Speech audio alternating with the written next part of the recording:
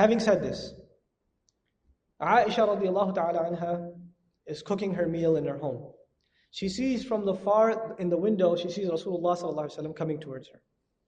And as he's walking towards her, revelation comes down about the ayat on hijab from Surah Ahzab. And he's reciting them as they're being revealed to him. And now she's looking at him. So the ayat of hijab have not yet been revealed, so she doesn't know, she's not covered. And she's got her apron on, she's cooking. As she's listening to the ayat, you know what happens? She tears off her apron and covers her head. As she's listening to the ayat. She does this. How amazing is that? There were Sahaba who heard, they were alcoholics. Literally, they were alcoholics because it wasn't haram. There's nothing wrong to say that they were alcoholics before it became haram. So they were drinking, they were heavy drinkers. The ayat they heard as they were engaged in their drink. Most of us, if we found out, good believers, we just spit it out, right? You know what they did? They gagged themselves until they threw up everything.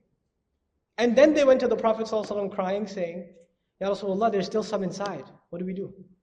And Allah, the Messenger of Allah said, that's forgiven on you. They were that concerned. Imagine that.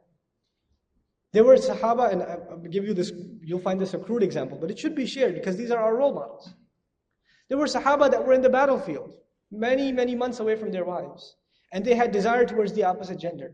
And they didn't know what to do because, you're out on duty. So either you engage in haram or what to do. So they wrote a letter to Rasulullah sallallahu alaihi wasallam saying, Ya Rasulullah, if you allow us, we'll cut off our body part. Because we will stay away from fitna. Anything that got in their way of obeying Allah, they were willing to sacrifice, even if it was themselves. Imagine that. That's incredible. It really is.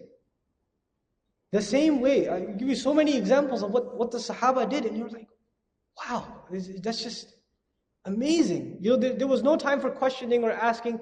This is why Allah subhanahu wa ta'ala, they understood the words of Rasulullah sallallahu alaihi wasallam.